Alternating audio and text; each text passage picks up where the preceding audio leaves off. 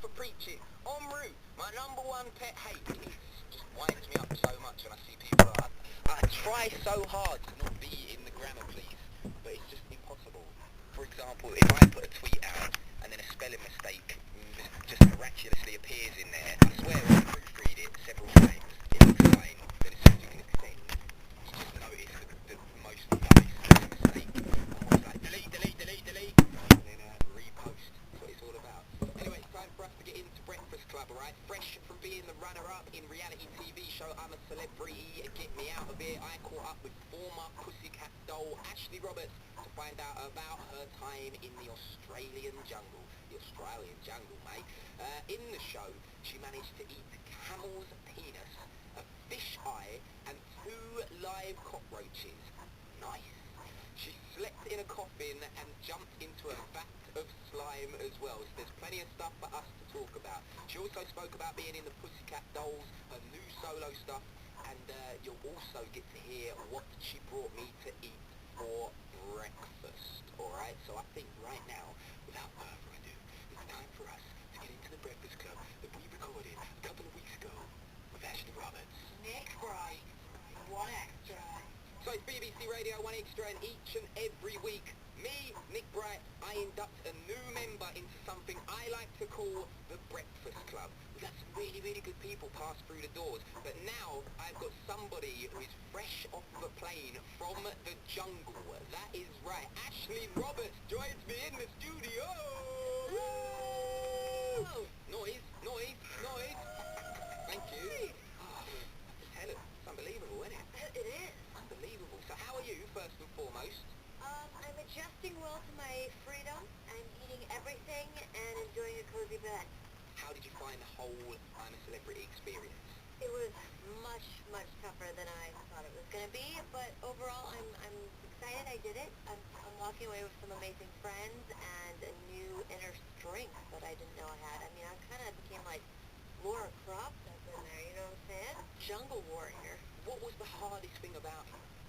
Being just so, I mean, you have no contact with the outside world whatsoever. So missing your family and your friends, you're bored as hell. I mean, you're just sitting around, you know, not doing very much. So it was tough. When I spoke to David Hay, because he came through the show, I asked him what it was like not having your phone and stuff for so long. Because we're so used now to being able to go on Twitter, Facebook, you know, whatever. Yeah. Just like that. Exactly. What was it like for you, not having the phone? Oh, it was really, really tough. At first, we were kind of like, oh, you know, this is nice. You know, nobody can get a hold of us. We can just kind of relax. And then after a while, you're like, oh, thank God. I just want to jump on my phone. I want to text somebody. I want to jump on Google.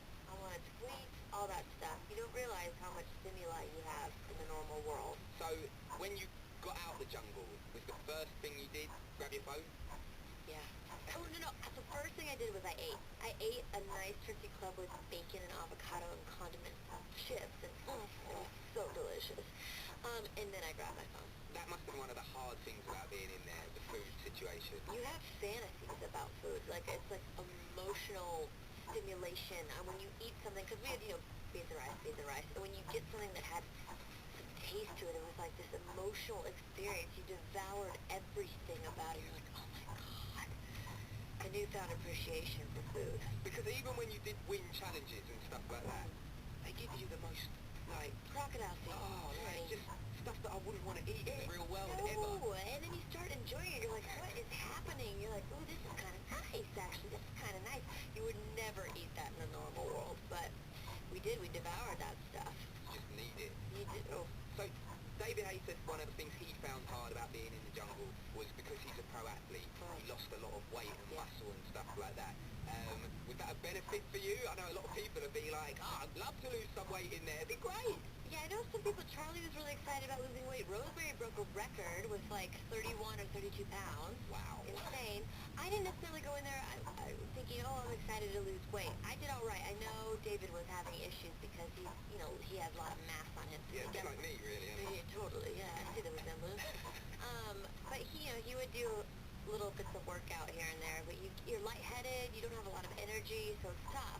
I learned my lesson the second day. I walked in because we were at separate camps, and then when we came together, I saw David. I was like, yes, I have a workout partner, and I had him train me. I was shocked the next day. Really? So, yeah, you can't go hard in there. I mean, you really have to be careful because you just have no energy and no nutrients, no fuel, so... Did it feel like that when you was in there though, or was it only after you worked out and stuff that you realised, I'm knackered, mate? Well, yeah, I mean, you definitely realize that you're low in energy. Like, going up and down little stairs, you know, from the pool to the camp was hard for me, and I'm a pretty active person, and I was like, oh my gosh.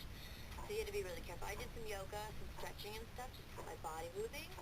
But yeah, you couldn't really go hardcore with the workout. I mean, I've got a few questions about things like the pool. Is it actually cold? Is the pool cold, or is it...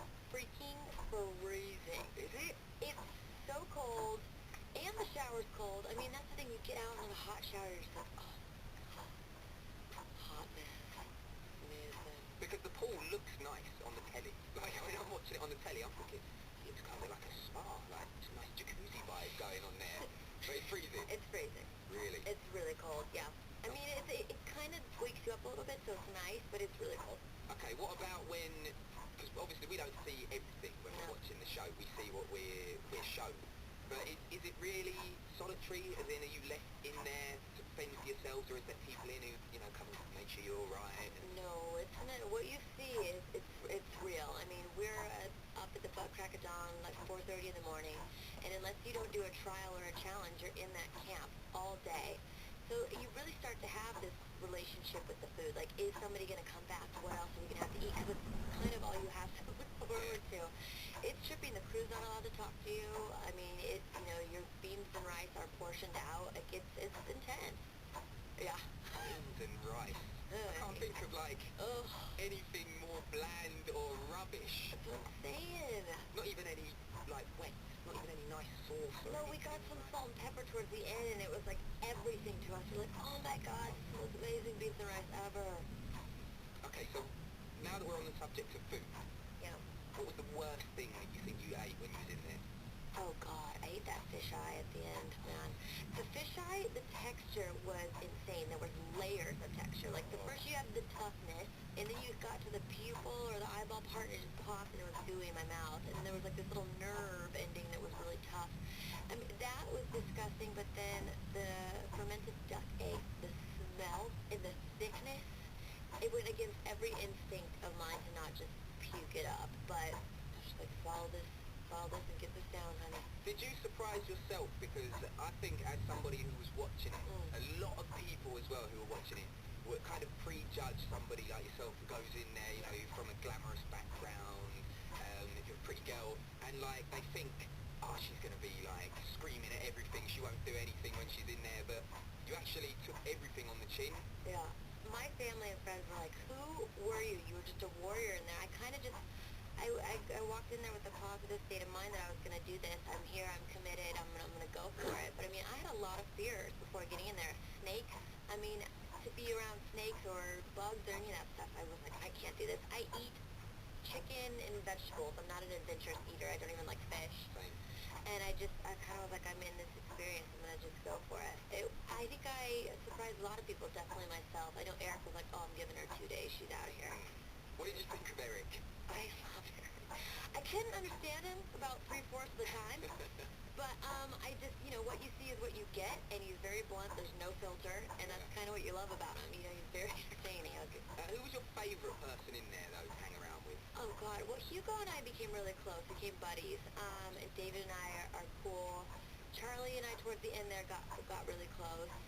I love Rosemary and Colin. I mean, they were just sweethearts. So you're a fan of everyone so far?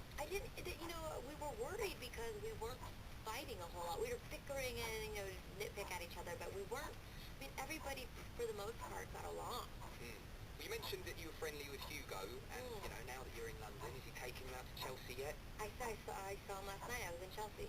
Okay, what'd you think? I had a great time. Was it as posh as you thought?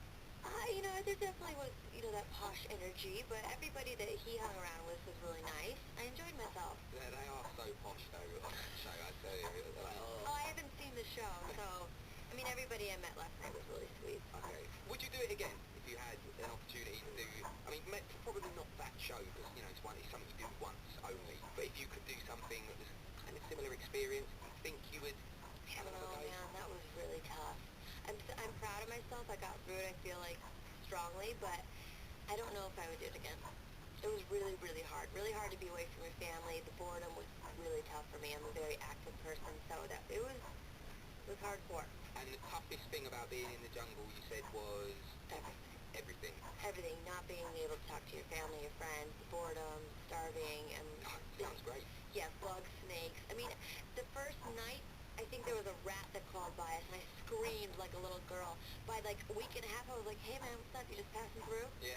What's up? How's I know. it going?" Yeah. You really start to climatize to your environment. I mean, you were so dirty, so gross, and there's bugs, snakes everywhere. And yeah, you just start to kind of be like, all right, they didn't show, but I had bug bites. I was like a sample platter for the bugs. Really? And I had allergic reactions, and I had like welts and stuff all over my body. It was tough. It was tough. It wasn't glamorous. What's the animal you think you were most scared of before you went in? Because I know spiders, cockroaches, All of crickets, it. all of that. Snakes. I say this because I've never been near a real actual snake which isn't in a cage or a glass thing.